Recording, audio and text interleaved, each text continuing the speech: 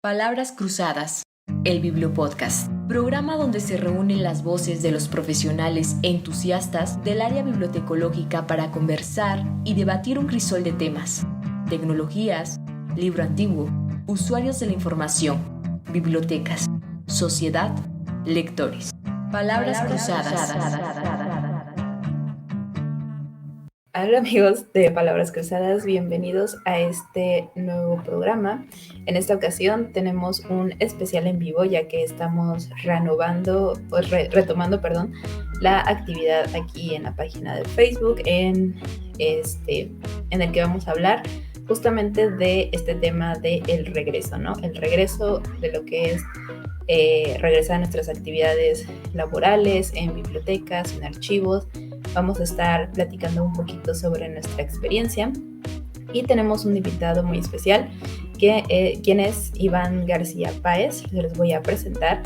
Él es licenciado en Bibliotecología y Estudios de la Información por la UNAM. Actualmente estudia el posgrado en Derecho de la Propiedad Intelectual en la Facultad de Derecho. Cuenta con distintos cursos sobre el manejo de bases de datos y el uso de recursos tecnológicos para la educación. Labora actualmente en la biblioteca del Tecnológico Monterrey, ¿no? ¿El TEC? Sí, el TEC. Campus Ciudad de México, como referencista, y también imparte cursos sobre el uso de bases de datos y herramientas de recuperación de la información, también de normas APA y sobre derechos de autor. Iván, bienvenido. Y pues ahora vamos a presentar también a Namibia, que ella ya la conocen un poquito, ya ella es co-host aquí en este programa, pero de todas formas la presentamos. Nami. Hola, hola Iván. Hola. Hola a todos. Muy bien. Hola. Bueno, vamos a comenzar con este tema que, como ya lo dije en un principio, es sobre el regreso a las actividades académicas, administrativas, en las bibliotecas, en las instituciones de educación. Y vamos a comenzar con la primera pregunta. A más de un año de que inició esta situación de la pandemia, del distanciamiento social que tuvimos que acatar por nuestra salud, por la situación sanitaria, ¿qué hemos aprendido de forma personal desde el contexto de las bibliotecas y de la información? ¿Qué es lo que nos ha hecho reflexionar? ¿Qué es lo que nos ha hecho aprender? Iván, ¿podrías platicarnos un poquito con relación justamente a, de manera personal, qué te ha dejado la pandemia? Nos ha dejado pues muchas enseñanzas. Principalmente en bibliotecas. Creo que sí hubo un cambio radical, y hablábamos sobre los soportes de la información, ¿no? Cuando fue la pandemia, pues nos quedamos sin material impreso, ¿no? No podíamos ir a las bibliotecas utilizamos más los recursos digitales, que sabemos que pues no todo está en digital y no todos tienen acceso a lo mejor a estas bases de datos que son de paga. Digo, personalmente, o más no personalmente, sino en el ejemplo de donde trabajo, en la institución donde trabajo, pues sí tienen una buena colección digital, ¿no? Tienen muchas bases de datos, y la idea desde antes que pasara todo esto era pues el desarrollo de colecciones, pero principalmente de documentos digitales. Entonces sí tiene muchas ventajas.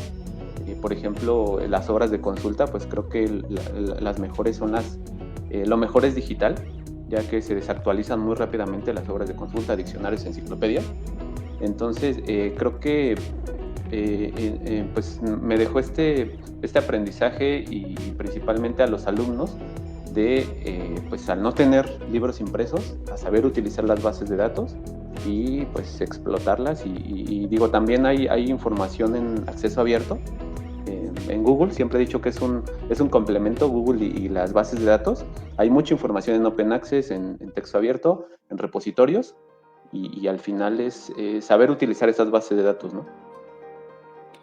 Exactamente, y en ese sentido, Iván, por ejemplo, ¿cómo se transformaron los servicios y quizás el comportamiento de los usuarios en este contexto de la pandemia? ¿Tú cómo lo percibiste?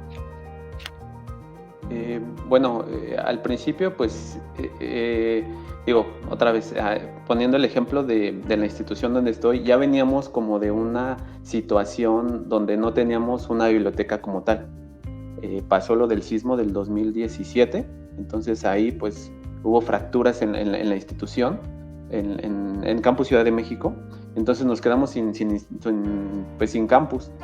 Y pues ya desde ahí empezamos primero los profesores a transmitir sus clases en línea a través de Zoom. Y bueno, también justamente antes del temblor, también ya se utilizaba mucho pues que el profesor estuviera en otro campus, no sé, en Monterrey, en Querétaro, y existían aquí aulas donde los chicos tomaban clase en línea, en vivo. Entonces creo que de cierta forma ellos ya estaban acostumbrados un poco a como a este tema digital y a tomar clases. Claro, era una clase o dos máximo, ¿no? Entonces era como cambiar a todo digital, y también los servicios que nosotros ofrecíamos, que aquí principalmente nos enfocamos en la alfabetización informacional.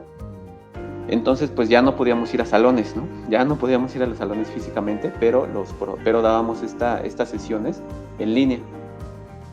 Pero bueno, pues también creo que el alumno también de cierta forma pues me imagino que es más cansado estar tomando, y hay más distractores, estar tomando clases en línea en una computadora que de forma presencial. Entonces creo que eso también fue un gran reto, el hecho de ver a todas las personas conectadas en Zoom, a lo mejor muchos con cámara apagada, y que dices, me escuchan, están ahí, y muchas veces pues no responden. Entonces creo que es de los retos que en cuanto a la alfabetización informacional, cuando vas a los salones, pues por lo menos ves su cara de que están aburridos, o de que están interesados, o que no te están poniendo atención. Pero en línea pues difícilmente sabes si te están poniendo atención o no. Entonces creo que también es un reto mental y personal de cómo vas a afrontar eso, ¿no? O sea, tú tienes que dar tu sesión, sabemos que a lo mejor no todos están poniendo atención, pero dar tu sesión como si en realidad todos estuvieran ahí al 100. Ok, y con estas nuevas modalidades que nos comentas que han tenido que adaptarse a esta nueva realidad, a esta nueva dinámica, ¿cómo han percibido que los servicios han sido usados? O sea, ¿han sido mayor su uso? ¿Ha disminuido? ¿Se ha mantenido igual? ¿Cómo lo han percibido? Sí, bueno, los profesores, en cuanto a las sesiones de desarrollo de habilidades informativas, te invitaban de la misma forma. ¿Sabes qué? Necesito un curso sobre bases de datos, de investigación, o de negocios, o de APA, y ahí vamos, sin ningún problema. Eso siento que no cambió tanto, o sea, cambió como el soporte y cambió la experiencia. Pero en cuanto a dar cursos abiertos, por ejemplo, aquí ofrecíamos cursos en una sala. Nos reuníamos y decíamos, en tal salón va a haber un curso sobre APA a las 6 de la tarde. Entonces, no tenían tanto éxito esos cursos, pero empezamos a dar unos cursos en línea que se llamaban microcursos. Entonces, los poníamos en el portal de biblioteca, en el calendario, y ahí se inscribían los alumnos. Y la verdad es que hubo buena respuesta por parte de los alumnos. Se inscribían y tomaban ahí su curso de cualquier tema impartido por nosotros, y creo que ese fue un punto importante. Y aparte también, ¿qué otro? Bueno, también dentro del portal, hay muchos portales de biblioteca que tienen este servicio, en donde tú le puedes dar clic en el portal, en donde dice chat, y te responde a veces una máquina de forma automática, pero en este caso estábamos todos los bibliotecarios de todos los campus del TEC conectados a través de un software. Entonces el alumno se conectaba ahí, te preguntaba, y ahí podías responder. Y también se creó un servicio que se llama Cita con un bibliotecario.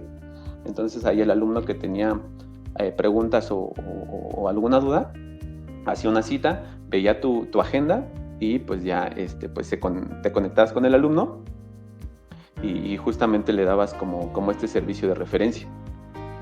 Y ¿qué otro? Por ejemplo, en los libros, pues dejamos de prestar libros, evidentemente. pero también pues surgió la opción, digo, a través de estas sociedades de gestión colectiva que administran los derechos de autor de las obras. Hubo una plática con estas sociedades para poder armar, ¿cómo se llama? Armar colecciones cortas, antologías, para ponerla a disposición de los alumnos, porque ustedes saben que no todos los libros, y no todos los libros que utilizan los maestros, están en soporte digital. Entonces también fue un gran reto, ¿no? Muchos profesores decían, ¿por qué no digitalizan los que tienen, no? O sea, digo, el no saber pues eso no se puede hacer. Entonces, pues a través de estas sociedades que tienen convenio con las editoriales, se pudo hacer como este tratamiento pues de la reprografía o eventual de ciertas partes del texto. Gracias, Iván, por compartir esta experiencia. Y fíjate cómo la pandemia hizo aún más evidente la necesidad de gestionar colecciones digitales, ¿no? Hay veces que dependiendo de las bibliotecas se podía, ya se han adquirido algunas colecciones, hay otras tantas que aún sigue siendo la parte impresa muy representativa. Sin embargo, del lado del usuario hay veces que les es como muy fácil, ¿no? Decir, pues eso, digitalízalo, me lo envías, ¿no? Me lo compartes en un Drive, en WeTransfer o etcétera. Pero creo que justamente si queremos lograr un mayor alcance de este tipo de colecciones digitales, pues debe de tenerse la debida gestión es decir, tener el recurso y adquirirlo, digámoslo así, legalmente, ¿no? Para precisamente tener resuelta la parte del uso, y no, y quizás para no dar tanto pie, digamos, a la piratería digital. Sin embargo, considero que el hecho de estar en una crisis mundial de salud, como que dio cierto respiro, como centros de información, como bibliotecas, nos dio como una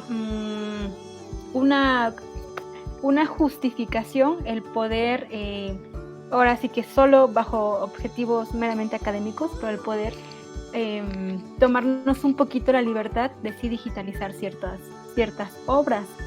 Y en ese sentido, tú nos compartes de que, bueno, está como bastante bien resuelta las colecciones digitales, pero ¿cómo ha sido la interacción, por ejemplo, con otras bibliotecas? Ustedes dentro del sistema del TEC seguramente realizaban préstamos, pero ¿existió en algún momento préstamos interbibliotecarios digitales, préstamos interbibliotecarios impresos? ¿Con quiénes o cómo trataban de colaborar también en este contexto pandémico? Sí, digo, este es un tema importante, ¿no? Y justamente lo estaba leyendo hace unos días, estas desventajas de los recursos digitales, que al final de un libro, tú puedes hacer uso del libro y puedes hacer uso del préstamo interbibliotecario, pero con un libro impreso no, perdón, con un libro digital no, con un artículo digital no puedes hacer eso. Digo, no se debe hacer, se puede hacer, hay formas, siempre hay formas, pero no se debe, la realidad es que no se debe de hacer. Y bueno, también hay muchas protecciones, muchas bases de datos tienen protecciones incluso para que no puedas bajar el libro directamente a tu computadora. Lo bajas a través de un programa que ahí mismo te lo da la base de datos. Entonces, bueno, esto no se puede hacer y pues no se llevó a cabo. El préstamo interbibliotecario tampoco se pudo hacer. De hecho, a la fecha ahorita todavía no está funcionando el préstamo interbibliotecario. Y bueno, ese es un duro golpe, porque al final y pues al ser al tener muchos campus, el TEC, pues tenía muchas bibliotecas y tenía pues cualquier libro que tú deseas, estaba igual y no en CCM, pero estaba en otra biblioteca del TEC, entonces se podía pedir sin ningún problema. Y ahorita pues no se puede hacer eso. Entonces, gran desventaja de los libros digitales, no se pueden prestar, es para uso personal. E incluso hay muchas bases de datos que impiden que se descargue, que muchos usuarios descarguen el libro o que lo consulten. Son así de que te lo venden para que lo puedan consultar 3 usuarios o 4 usuarios, 5 usuarios a la vez. Entonces también otra desventaja que tú puedes decir, bueno, pues es un libro digital, o sea, se podría entrar cualquier número de usuario a consultar ese libro. Pero bueno, al final las editoriales ponen estos candados o estas restricciones por pues sus objetivos, ¿no? Financieros un poco. Claro, solo nada más para comentar la respuesta de Iván. Sí es cierto, ¿no? Están los DRM, que son los Digital Rights Management, y sí, también pues sí, depende mucho de las políticas de adquisición de cada sistema bibliotecario o del modelo de negocios, ¿no? En el que se adquirió. Curiosamente mencionas tú una parte en la que puede ser por un número limitado, pero también existe la parte de un número ilimitado de usuarios, ¿no? Entonces también está ahí, ahora sí que depende de los esquemas. Sí, pero sí. Sí, también, tienes razón. Sí, incluso los artículos, por ejemplo, pues no tienen estas trabas, ¿no? Lo puedes descargar en PDF y se puede reproducir sin ningún problema. Ahorita que nos comentas de todas estas modalidades que hay de préstamo del acervo que tiene la biblioteca y de lo que está a disposición de los alumnos en este caso, ¿cómo es que se da la difusión de tanto de la biblioteca misma, o sea, sí, de la institución, y de sus colecciones? O sea, ¿cómo es que les dan aviso a los alumnos de que, oigan, ya tenemos X material, está en préstamo digital, ¿no? Y si ha cambiado esa modalidad de promocionarse, si ahora la hacen de una forma distinta, no sé, a lo mejor antes tenían una mampara que anunciaba, o sea, en el edificio presencialmente me refiero, que anunciaba cuáles eran las nuevas colecciones, y no sé, ahora usan redes sociales o correo electrónico incluso. ¿Cuáles han sido esos cambios que ha habido? Si es que ha habido cambios. Sí, creo que sí, antes sí se hacía como una comunicación de los servicios y de las colecciones de la biblioteca, como bien dices, a través de póster o a lo mejor alguna mampara, como algo impreso. Pero pues sí, como yo creo que todas las bibliotecas y todas las instituciones, pues también creo que ven un buen punto en las redes sociales.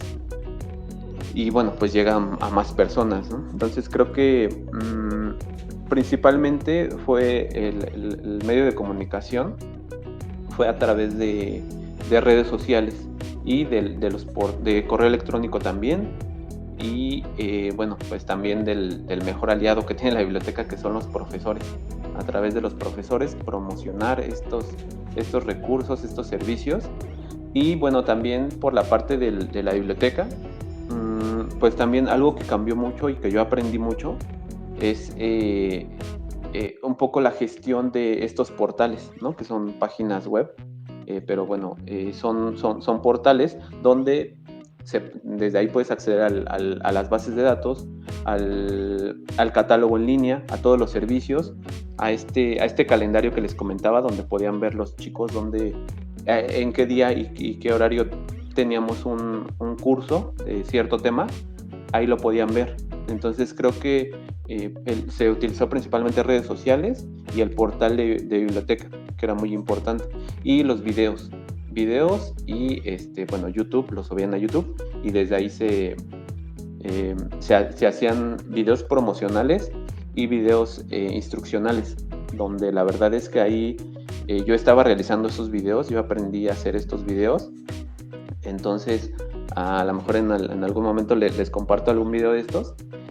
Y bueno, esas cosas fueron pues ciertos aprendizajes que me dejó estar en esta situación. Bueno, que de cierta forma yo recuerdo mis clases con algunos profesores que nos daban HTML, nos daban programas de edición de videos, cómo crear un podcast, cómo editar una imagen. Entonces fue ahí cuando los apliqué. Y la verdad es que me funcionó mucho, me sirvió mucho. Entonces creo que los medios alternos o estos medios audiovisuales, como pueden ser los videos, la verdad es que pues nos han servido mucho. Y bueno, nosotros también participamos activamente en la creación de estos videos, grabando la voz, editándolos, colocándoles algún efecto, creamos un guión y poníamos en práctica pues todo lo que conocíamos acerca de la edición de imágenes y de audio y de video. Entonces, creo que por esta parte, por la onda tecnológica, creo que también tuve un aprendizaje muy, muy grande dentro de ese año, porque fue un año en el que estuvimos completamente en home office. Entonces, bueno, pues ahí aprendí mucho y viendo el primer video que hice con el último, digo, no, pues hay una diferencia muy grande en cuanto a explicar las bases de datos, explicar algún tema. Pues es un aprendizaje pues muy, muy importante y algo con lo que yo me siento bien haciéndolo y que al final, o lo bueno, lo malo de las redes o de estas cuestiones digitales es que se puede medir, ¿no? Tú no puedes medir cuántas personas ven un cartel, ¿no? A lo mejor y puedes un poco intuir que, pues me preguntaron sobre esta base de datos que venía en este póster o sobre este servicio. Entonces ya de cierta forma tú sabes que sirvió tu póster, pero lo bueno, lo malo de las redes es que tienen un número de visitas, ¿no? Un número de visitas, y si ya tú entras a tu canal de YouTube, pues ves qué tanta retención de usuarios tienes. Entonces, en dónde a lo mejor y le pusieron pausa o cerraron el video, o si lo terminaron de ver. Entonces creo que eso también es importante. En YouTube, especialmente en YouTube, en los portales también, a través de este portal, es una empresa que te vende como la estructura, entonces ya tú puedes colocar ahí lo que tú gustes. Es un portal específico para bibliotecas, entonces tú puedes irlo editando y colocar tus distintas páginas. Por ejemplo, creas una página de APA, ¿no? Cómo citar en APA. Entonces, esa página te da cuántos clics y en dónde te dieron ese clic y cuáles son las páginas más que tienen más circulación o donde entran más. Entonces, eso pues es muy bueno porque tú puedes saber qué página dentro del portal están utilizando y qué página no. Por ejemplo, APA pues es de las más visitadas y los videos también, ¿no? Entonces, creo que por ahí te puede dar métricas. Las famosas métricas que las ocupamos también mucho en artículos en revistas y en libros de consulta. Entonces creo que es algo importante, las métricas en las redes sociales, pero sí se han ocupado esas, YouTube, redes sociales y los portales. Qué importante, ¿no? También conocer tu comunidad y saber a qué red es como son más receptivas para canalizar precisamente, ¿no?, los contenidos, es decir, a quién le hablas, a quién le estás hablando y bajo qué lenguaje. Y bueno, finalmente tu creatividad también, o sea, digamos que en esta parte donde nos estás contando, entiendo que no, o sea, si bien existe todo un área de tecnologías, o sea, la parte de la creación de tutoriales, los videos ya corre a cargo, a cuenta tal cual de la biblioteca, es decir, ustedes, tu área y bueno, están las licencias para las plataformas, pero fuera de eso es prácticamente el trabajo de Biblio, ¿no? Tal cual. Sí, la verdad es que esto está padrísimo, que te digo, son plataformas que están hechas para bibliotecarios, entonces de cierta forma son sencillas. Si te vas por lo básico, o sea, está el botón de subir a lo mejor el registro de un libro, ¿no? Como un catálogo. Entonces, ahí catalogas tu libro. Pones tu base de datos. Pones el perfil de la persona que esté. Pero si tú quieres colocar más temas, pues tienes que saber más sobre HTML.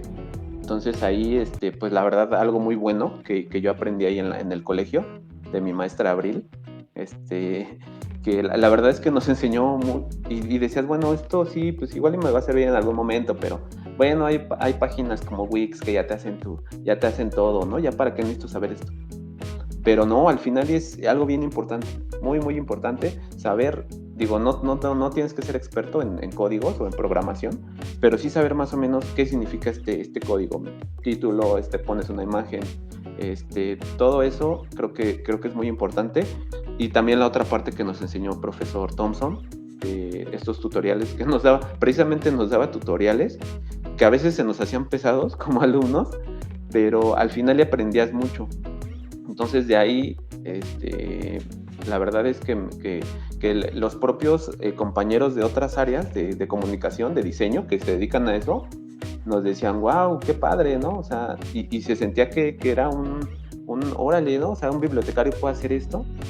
Entonces creo que ya esas capacidades con las que debemos salir, creo que son más enfocadas hacia eso. Y en este sentido, Iván, ahorita nos hablas de tu experiencia en Campus Ciudad de México y, por ejemplo, ¿cómo ha sido la interacción, ya sea dentro de todo el sistema TEC o bien con otras bibliotecas en cuanto a tips, en cuanto a, no sé, elaboración de bibliografías o quizás de tutoriales, no sé, ¿ha habido algún tipo de consulta por parte de los propios colegas del mismo campus o más allá con otros sistemas bibliotecarios? No, creo que nada más ha sido con los campus de otros estados. Creo que sí es como muy cerrado y de cierta forma, pues, como somos tantos, creo que también no nos sobra, no nos falta trabajo. Pero sí sería bueno a lo mejor y comunicarnos con otras universidades, otras instituciones para ver qué están realizando, ¿no? Digo, a lo mejor y sí lo hacemos de manera así como, pues, ¿qué está haciendo tal universidad? Pero la verdad es que sí, es muy cerrado el círculo, entonces lo hacemos principalmente entre bibliotecas del TEC, que yo sepa, así que haya como una comunicación o colaboración con otro campus, con otra escuela, la verdad es que no. Entonces, no, al final ahorita pues es entre los campus, pero bueno, o sea, también está padre, ¿no? Porque puedes a lo mejor y tener contacto con un compañero de Tamaulipas, un compañero de Chiapas, que tiene otra visión y se arman como comités, le llaman comités. Entonces, así, el comité de videos o el comité de curaduría de contenido, ¿no? Entonces, ahí trabajamos colaborativamente y, bueno, pues hay como lluvia de ideas o propuestas y ya se llega a hacer el proyecto. Pero, o sea, en este sentido, al principio comentabas que antes de la pandemia tenían una serie de movimientos o de como eventos que, más que eventos como cursos, ¿no? Que le hacías a la comunidad. Pero ustedes como biblioteca también se dan la oportunidad como de generar algún tipo de eventos, es decir, como algún simposio o algunas conferencias que hablen con temáticas relacionadas con, no sé, algún tema en boga de la biblioteca o de alguna área o disciplina en particular del propio TEC. Sí se hacen reuniones con otros compañeros, digo, se hace primero como que se hace por región, por ejemplo, a lo mejor Santa Fe, Estado de México y nosotros, ¿no? Somos una región, y luego otra región del norte o del sur. Y al final, normalmente lo que tú comentas se hace a final de semestre o al final de año, que compañeros a lo mejor se unen y si saben sobre, a lo mejor gestores bibliográficos, dicen, a ver, vamos a dar un taller sobre gestores bibliográficos, y otro sobre buenas prácticas en los servicios. Entonces, pero siempre es como entre nosotros. Digo, muchas veces sí llegan los proveedores, que son los expertos en las bases de datos. Llegan los proveedores o también profesores que también pues saben sobre las bases de datos. Y bueno, nuestro objetivo o nuestro trabajo es conocer las bases de datos, pero muchas veces te quedas así como que en lo general. O sea, sabes qué es cómo sacar un reporte por país, qué significa el Producto Interno Bruto o cosas básicas. Pero ya cuando entra un profe o incluso con una profesora que es investigadora, nosotros damos talleres sobre Scopus y Web of Science. Entonces, sabemos lo general y yo digo, me puedo considerar experto en Scopus. Pero cuando ves que una profesora da ese taller o lo dan junto con nosotros, pues te da tips que tú como bibliotecario no ves.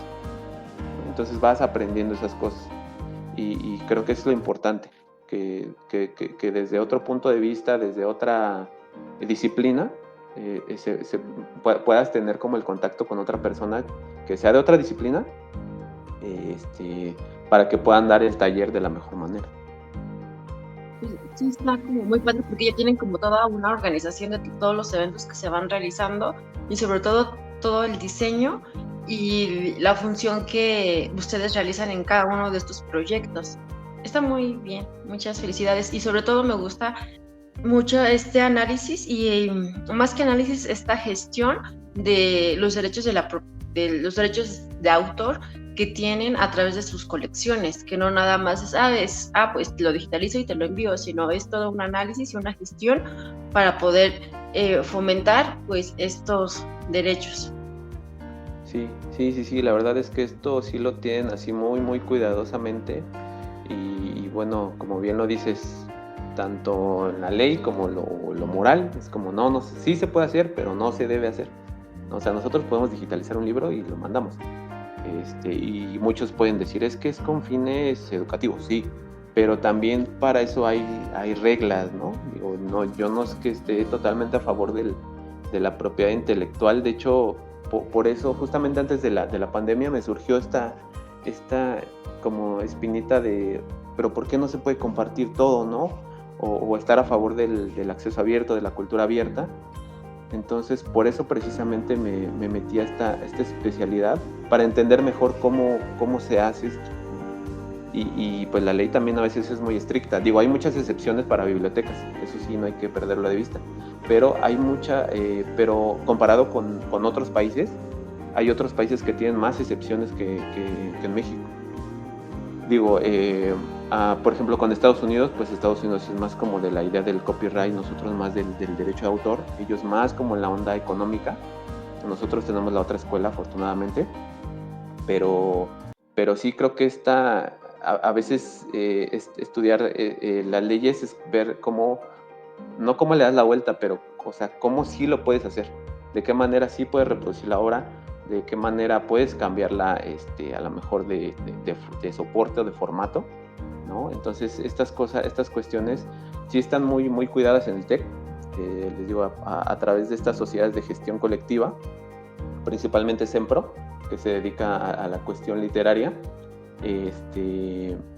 pero sí cuidan mucho y a nosotros también nos dan muchos. De hecho, Sempro viene y nos da talleres sobre derechos de autor, que bueno, también su visión de los derechos de autor de Sempro es una, que digo, están desde su punto de vista como editorial, ¿no? Como proteger completamente estos derechos de autor.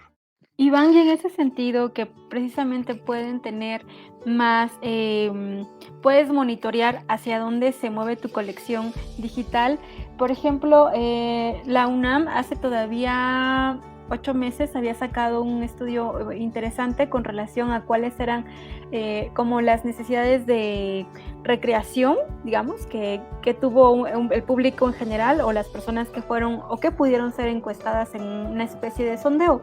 Entonces, ese artículo mencionaba que eran las necesidades como que se decantaban un poco más hacia el arte, esto traducido en películas por Netflix, ya sea vía streaming o pues del propio catálogo, ¿no? Que ya tenían ahí cargadas, y conciertos en vivo, y ya conciertos, bueno, en vivo no porque estuvieran las personas de forma presente, o sea, ahí en la sala, ¿no? Sino viéndolo estudio en vivo, digámoslo así. Y también un poquito en las obras de teatro. En ese sentido, tú percibes o tienes conocimiento de hacia dónde fue el movimiento de la colección, ya sea digital o impresa en esta pandemia de los usuarios. ¿Qué fue lo que más se consultó? Sí, yo creo que por temas es muy parecida. No, creo que no cambia el soporte. En cuanto a temas, digo, fuera de las novelas, ¿no? Porque sabemos que las novelas siempre, los cuentos, la literatura siempre se va a mover más impreso, ¿no? Pero dejando fuera un poquito la literatura, esta parte de este tipo de obras, por ejemplo, yo siento que por tema también tiene mucho que ver qué tipo de institución educativa es, ¿no? O qué tipo de biblioteca es. Por ejemplo, aquí pues es una biblioteca universitaria y pues es un tecnológico. Entonces precisamente pues dan carreras o licenciaturas que tienen que ver con la ingeniería, ¿no? Entonces dan muchas carreras y entran muchos alumnos de ingeniería y de negocios también. Entonces creo que la colección que más se mueve, independientemente del soporte, es la de tecnología y la de negocios, que es la letra T y la H, ¿no? Y creo que lo puedes intuir un poco por cómo se mueven o qué ves en el carrito y dices, a ver, hay libros aquí, normalmente está como de la T, ¿no? O de la R, que es la R en medicina también se mueve mucho. Y la R creo que se mueve mucho, o los libros de medicina, porque son muy caros, ¿no? Al final son muy caros esos libros. Entonces creo que también tienen un buen momento. A pesar de que aquí en la institución en medicina son muy poquitos, pero es una colección que se mueve mucho. Y la literatura, la verdad es que se mueve muy bien. Digo, ahorita se frenó un poco el desarrollo de colección de esta parte, porque es como que no tiene que ver con el contenido de las carreras, ¿no? O sea, era como por el esparcimiento o como esta parte que hace la biblioteca de fomento y desarrollo de la cultura. Entonces ahorita se frenó un poco, pero también teníamos una colección en la antigua biblioteca, una colección muy, muy completa sobre literatura, y eran libros que se consultaban, la verdad es que se consultaban de una buena manera. Entonces creo que sí, tiene mucho que ver con los temas. Y bueno, los artículos, creo que en cuanto a lo digital, creo que los artículos son los que se consultan más en digital, y las obras de consulta, ¿no? Porque pues si bien los diccionarios, como comentaba, pues ya no se actualizan, o es difícil actualizar una enciclopedia británica, ¿no? Que al final los términos, pues digo, no se actualizan tanto, pero sí, creo que lo que más se puede consultar en línea son las enciclopedias, los artículos, y sí tenemos una base de datos de películas, de documentales principalmente. Entonces, en ese sentido, digamos que la pandemia no afectó tanto las necesidades de información, porque lo siguieron resolviendo como un curso normal, ¿no? Como simplemente cambiaron de modalidad, pero es decir, tomando clases en casa, en línea, pero no hubo como este cambio realmente, ¿no? Hacia como tan drástico hacia la consulta y otro tipo de colecciones más allá de los que cubren la currícula escolar. Ajá, sí, exacto. Digo, el comportamiento yo creo que a lo mejor y sí bueno, no es que haya cambiado un poco, sino que a lo mejor y cuando ibas al salón sí había más preguntas, o por lo menos veías que te estaban poniendo atención. Y acá creo que sí, muchos alumnos tenían preguntas así muy repetitivas. O sea, al final era, a ver, chicos, ¿tienen alguna duda? Sí, era una pregunta de cómo entro al recurso, o sea, desde la primera. Y tú dices, híjole, o sea, no me pusieron atención en esto. Y es bueno, pues no pasa nada, ¿no? Pero se iba resolviendo. Por ejemplo, funcionó mucho cuando hacíamos sesiones a grupos. Sí siento que se perdían algunos, pero cuando haces sesiones individuales, esas son las chidas. Porque ahí sí es de que, es que yo busco sobre biología molecular. Entonces te ponen más atención, y son sesiones breves, ¿no? Sesiones de 15 minutos. Y bueno, aquí pues digo, todo el mundo lo sabe que los videos o esta parte de poner atención es en los primeros 15 minutos, ¿no? Nosotros ponemos atención los primeros 15, ya después nos perdemos. Digo, no todos, ¿no? Pero yo me incluyo así. Yo necesito, cuando busco algo en YouTube, es de que, ¿cómo descargar tal programa? Pero nada más quiero que me diga exactamente cómo descargarlo. No necesito una introducción, no necesito que me digas qué es el programa, necesito que me digas cómo descargar esta extensión o este punto que me hace falta. Entonces creo que ahí está también el secreto. Sesiones individuales y específicas y cortas. Sí, como una atención más personalizada, bien lo dices, porque en esta modalidad de la virtualidad se pierde mucho la atención, ¿no? Porque pues estamos situados físicamente en un contexto pues diferente, en el que tenemos más distracciones a la mano, ¿no? A diferencia de en un salón de clases, ¿no? O en un área específica de la biblioteca que se destine para enseñar lo de las habilidades de información, ¿no? Entonces sí, creo que es una modalidad interesante que le da como se centra mucho en la atención del usuario, o sea, que realmente se enfoca en hacer que realmente aprenda, que realmente sea una educación, una educación, un aprendizaje para que él pueda replicarlo después por sí solo, ¿no? Y que los vayan haciendo independientes y después ellos mismos se aventuren a explorar, ¿no? Por sí mismos todos los recursos con los que cuenta la institución, ¿no? La biblioteca, y eso es a final de cuentas la misión, ¿no? Que la biblioteca sea usada, que los recursos sean utilizados y aprovechados de la mejor manera. Sí. Digo, también sirve mucho cuando es en grupo decirles, al final te vamos a hacer un Kahoot o va a haber un ejercicio. Entonces, digo, por ahí por el miedo, no sé si esté bien o esté mal, pero les dice a los chicos, al final va a haber un Kahoot, o al final va a haber un ejercicio. Entonces ya es como, no, ya tengo que poner atención, ¿no? Ya no es como de la grabo y después la veo, que igual y ni la van a ver, ¿no? De hecho, en algún momento estaba tomando una sesión con un profesor y un chico dijo, ¿la puedo grabar? Y dijo, no es como por mala onda, pero cuando se graban las sesiones es de, la grabo y me pongo a hacer otra cosa y al final no la voy a ver, ¿no? O a lo mejor así debe de haber algunos que sí ven otra vez la sesión, otra vez su clase, pero ahí como que forzas no, nada más vamos a este espacio, este tiempo para poner atención sobre este tema. Sí, esa es una modalidad bastante interesante, como dices, para que realmente te asegures, ¿no? Que el estudiante está poniendo todo su atención, su enfoque en ese momento y que no se va a confiar. Pues bueno, Iván, muchas gracias por esta plática. Fue muy entretenida, muy divertida.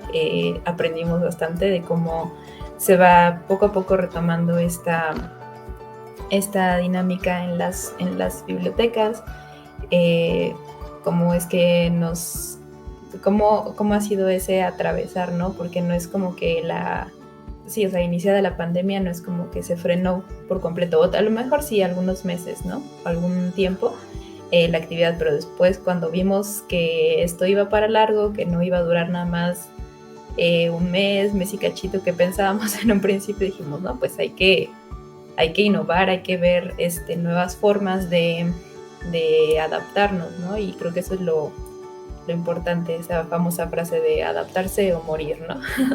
No nos podíamos morir, no podíamos dejar que nuestras bibliotecas murieran, así que decidimos adaptarnos y decidimos echar mano de esa innovación, de esa inventiva que creo que muchas veces no se alienta tanto en la educación bibliotecológica, ¿no? Sino que ese despertar, ese llamado al cambio es muy importante, y esa resiliencia también, de ejercerla, aprenderla, y es muy, muy grato ver que instituciones como en este caso el tecnológico han sabido montar muy bien esa ola, ¿no? O sea, montar muy bien esa situación tal vez adversa, pero que han sabido salir adelante y mejorar. Pues bueno, muchísimas gracias a todos los amigos que nos estén viendo, escuchando. Les agradecemos por su atención. Ya saben que nos pueden buscar como Palabras Cruzadas, el Bibliopodcast, en este canal tenemos un canal de YouTube. Ahí van a poder ver y escuchar de nuevo esta sesión, que sí está siendo grabada para que su consulta posterior. Los invitamos a que nos den like también en las redes sociales. Nos encuentran en Facebook como Palabras Cruzadas y en iVoox, la plataforma para escuchar podcast. Próximamente estaremos subiendo este programa y los anteriores en otras plataformas de audio como lo son Spotify. Entonces, para que estén atentos a nuestras redes sociales, ahí les estaremos avisando cuándo va a ser esto, para que lo puedan escuchar en su plataforma de podcast favorito. Y pues muchas gracias, amigos, nos vemos a la siguiente. Gracias, Nami, gracias, Eli, gracias, Iván, por tu tiempo, y nos vemos en la próxima. Hasta luego. Muchas gracias. Adiós. Bye.